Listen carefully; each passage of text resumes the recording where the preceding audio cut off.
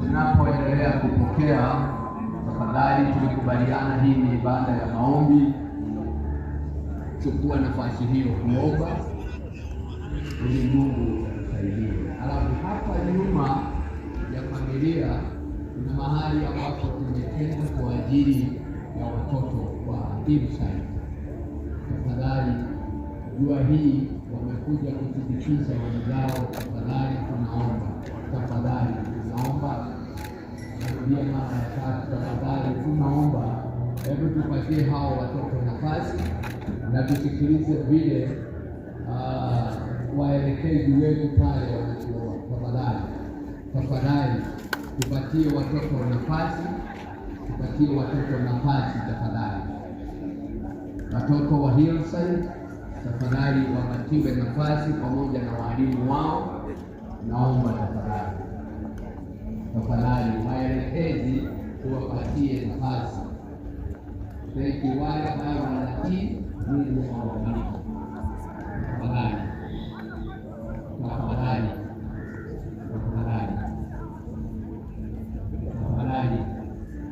Tafadhali, hii ni ibada ya kanisa na tungetaka vile tunaomba na security officers na tuwaruhusu waje watoe, tungetaka hiyo. Tumewaambia wasikuje, ndiposa tuna machemazi. Tafadhali tupatie watoto wetu wanafunzi nafasi hii. Thank you. Tuendelee.